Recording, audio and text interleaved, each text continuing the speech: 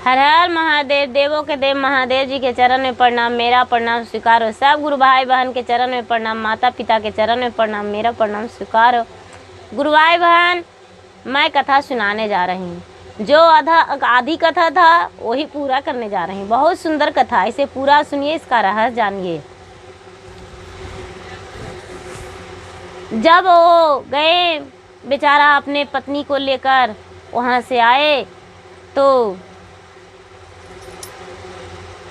वो सोच घरियार जो श्वास से अपने खींच लिया था और शादी के लिए वो किया और शादी कर दिया, वो मुनारका दिया, ये बेचारा लेकर आ गए। पत्नी को बोले कि देखो मेरा वो रानी है, जाओ तुम भी वहीं जाना, हम थोड़ी देर में आते हैं। ये सोचे कि मेरा जो जूरा मनी कंगन रखा हुआ है गिरमी, उसे हम छुड़ा लेंगे। और ये बेचारा साहूकार के पास छुड़ाने चल गए। जब छुड़ाने चल गए तो साहूकार इन्हें नहीं दिया तुरंत, बोला कि शाम में देंगे, होशियार जगह रखा हुआ है, बैठिए।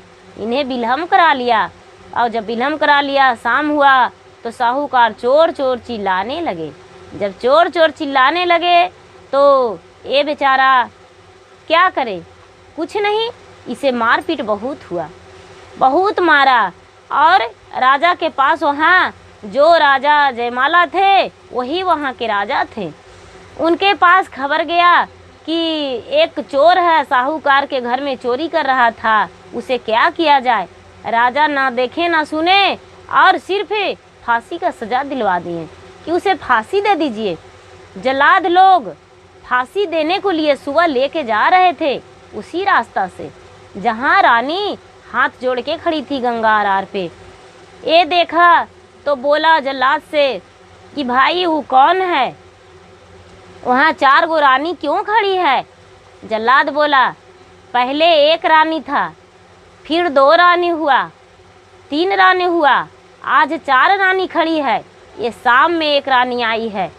अरे तुम इसे मत देखो, वो रानी सती है, पता नहीं कितनी रानी हो जाएगा, क्या पता, उधर तुम मत देखो। ये लड़का बोला राजकुमार क्या उससे अगर जो हम बुलवा देंगे तो मुझे छोड़ दोगे। ये बोला अरे किसी से नहीं बात करती है तो तुमसे क्या बोलेगा। बोला अगर जो बुलवा दे तो कुछ लोग जो थे और बोले कि अच्छा तो देखो प्रयास करके। तो ये लड़का बोलता है पेट खोलू पेट खोलू रानी बेला मंतिया जी, पट खोलू पट खोलू जयमल के बेटिया जी, पट खोलू पट खोलू चौपड़ के बेटिया जी, पट खोलू पट खोलू नागिन के बेटिया जी, नहीं पट खोलवाए रानी, औ पड़ी जाए तो फसिया जी, मिटी जई तो मांगिया सेंदूर जी, बिनु रे कसुर वे रानी, और जनमोर जय तो जी, चढ़ते उमरिया होई बराड़ जी। ऐसे जब कहा तो रानी चारों सौंक गई और झट से बेला अपना पट खोल दिया। जब बेला पट खोल दिया तो इन तीनों भी पट खोल दिए, और जब पट खोल दिए तो बेला जाके झट से अपने पति में लटक गई और रोने लगी, चिल्लाने लगी कि मेरे पति को तुम क्यों पकड़ लिया है, क्यों जा रहे हो फांसी देने, मेरे पति क्या किए। वो जल्लाद तो सौंक गया और बोला कि अरे ये कोई चोर नहीं है, लगता है साहूकार कुछ गलत इल्जाम लगा दिया है, क्यों न चले राजा के पास लेके। चारों रानी के और इस लड़का के राजा के पास ले गए। और जब राजा के पास ले गए तो राजा जयमल देख रहे हैं कि अरे एक तो मेरा बेटी है, 3 कोई और है, मेरा दामाद है। बोले ऐसा हाल क्या हुआ, क्या बात हुआ कि जो साहूकार चोर चोर करके चिल्लाया। और बेचारा अपना हाल कह के सुनाए तो बोले कि अच्छा ठीक है, वो जो साहूकार था उसको बुलवाए और उसको बुला के फांसी की सज़ा उसको दिवा दिए कि साहूकार को फांसी मिलना चाहिए। वो लालची झूठा इल्ज़ाम क्लेम लगा दिया था इनके पे। वो बेचारा निर्दोष था और इसे दोषी बना दिया। वो फांसी पड़ गया उस साहूकार को और इन्हें जूरामणि कंगन भी मिल गया। राजा साहब चारों बेटी और अपने दामाद को अच्छा से खुशी खुशी विदाई दे दिए और ये राजकुमार अपना घर लेके गए। घर तो गांव के जब नज़दीक पहुंचने वाले थे तो अपना जोत जमीन तो ये सब कुछ पहचानते थे। ये क्या किए कि 1.25 हाथ धरती को लीप दिए और लीप के और बोले हे धरती, हे मुनारिका नाग के, यहाँ पे मेरे लिए बहुत सुंदर महल बन जाए और बाग फुलवाड़ी नौकर चाकर सब कुछ हो जाए। सब कुछ हो गया, सब कुछ हो गया। सुबह में वहाँ के लोग देखने लगे कि अरे कौन राजा इतना बड़ा बस गया है, जो बाप रे इतना बड़ा बाग बगीचा फुलवाड़ी सब कुछ हो गया है, कौन है, चलो उसे मिलने जाते हैं, पुरस्कार देने जाएंगे। और पुरस्कार देने को लिए जाने लगे। जब जाने लगे तो जो भी जाते थे इनके पास ये बेचारे उन्हें भोजन और कपड़ा देकर चलाते थे। सबके खुशी से चलाते थे भोजन करवा के, और पुरस्कार लेते नहीं थे, पुरस्कार दे के चलाते थे। पूरा और नगर में हंगामा हो गया और लोग जाने लगे। तो इसके जो 2 भाई छोटे छोटे थे, इनका घर में इनको निकलने से पूरा नष्ट हो गया था, पूरा भीठा पड़ गया था घर मकान और सब संपत्ति नष्ट हो गया था। इसका भाई जो था छोटा वो लकड़ी दोनों काटता था, बेचता था। माता किसी के घर गोबर बर्तन करने जाते थे और पिता जाता ढेकी कूटने जाते थे। ये इसके जो भाई था वो सोचा अरे नया राजा आया है, उसके घर क्यों ना लकड़ी जाए लेने देने को लिए। जो मांझिल भाई था उसे तो पता नहीं था, वो लकड़ी करके लेके गया। जब लकड़ी लेके करके गया तो इसके जो भाई थे बेचारा राजकुमार, वो देखे अरे ये तो मेरा भाई है। बोले बाबू लकड़ी देने आए हो? तो हाँ, कितना लेते हो? वो बोला राजा साहब 4 पैसा लेते हैं।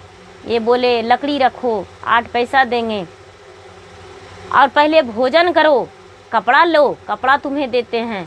एक कपड़ा दिए और भोजन दिए और उसे स्नान करवाए और 8 पैसा दे के उन्हें चला दिए। बोले रोज़ तुम मुझे ही लकड़ी ला के देना।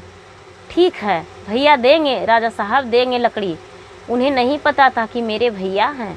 वो चल गया लकड़ी दे के।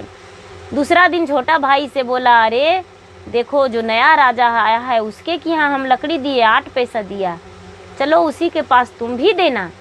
वो भी लकड़ी लेके दोनों भाई आगे पीछे पहुँच गया। तो छोटा भाई से पूछे कि तुम्हारे माता पिता क्या करते हैं?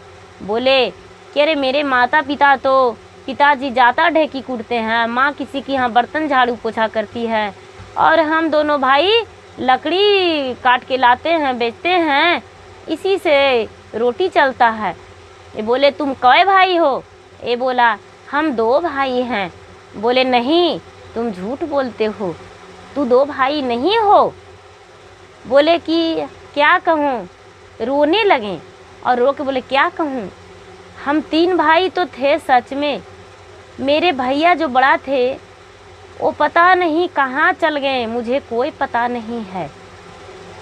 हम नहीं जानते हैं, भैया के गेला बहुत वर्ष हो गया, इसलिए हमको नहीं पता कि कहाँ मेरे भैया गए हैं, इसलिए 2 भाई के नाम लेते हैं।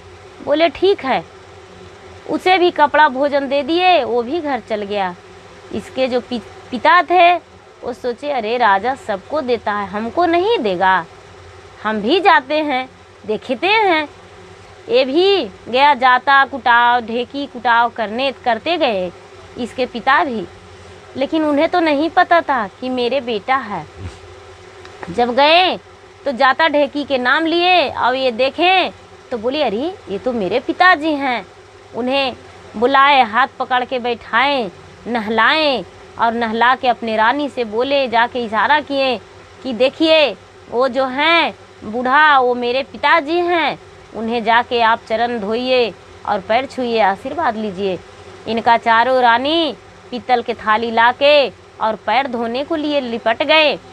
तो ये चिल्लाने लगे कि क्या आप कर रहे हैं, क्या है, आप क्यों ऐसा कर रहे हैं, आप मुझसे पाप चढ़ा रहे हैं। बोले नहीं नहीं, ये मेरा घर का संस्कार है, आप नहीं जानते, मेरी पत्नी जो है वो बड़े को चरण धोती है और आशीर्वाद लेती है, गांव में जाके पूछ लीजिए। ये नहीं बताए कि आपका बहू है, आप हम मेरे पिता हैं। चारों बहू धोए, भोजन करवाए और उन्हें बैठा दिए। फिर वो घर कुछ पैसे दे दिए और वो चल गए। उसके माँ सोची कि सब कोई जाता है, हम क्यों नहीं जाएंगे। माँ भी आई।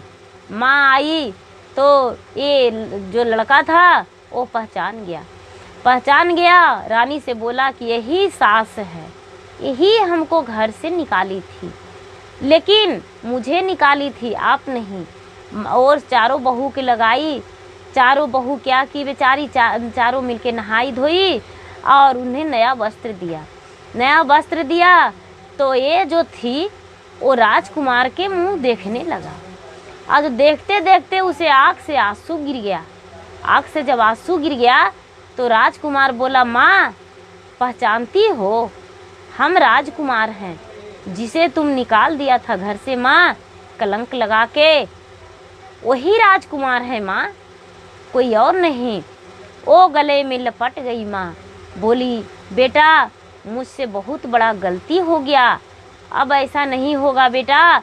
जब तुम घर छोड़ा तो घर के सारा संपत्ति भीठा पड़ गया था बेटा, घर में कुछ खाने का भी नहीं रहा था, क्या कहूँ, मैं लाचार हूँ। अब हाथ जोड़ के खड़ी होने लगा। तो बोले बेटा नहीं माँ, हाथ नहीं जोड़िए, आप मुझे आशीर्वाद दीजिए। आप क्यों हाथ जोड़ते हैं। और दोनों भाई और पिता और माता और चारों रानी और ये राजकुमार सारा वहाँ एक जगह मिलजुल के और रहने लगे और उनका कुल परिवार वंश सब कुछ चलने लगा और खुशी खुशी से रहने लगे। और बोले देखिए, बुरा जो करता है वो खुद बुरा पाता है, बुरा मिलता नहीं उसे है, वो दूसरे को नहीं मिलता है, उसे ही मिलता है। माँ जब हम निर्दोष थे तो हम निर्दोष साबित करके और आपके पास फिर से हम आ गए माँ, और आप मुझे स्वीकारिए, हम आपको स्वीकार रहे हैं। हर हर महादेव। मेरा वीडियो अच्छा लगे तो इसे सब्सक्राइब कीजिए, लाइक कीजिए, शेयर कीजिए। धन्यवाद।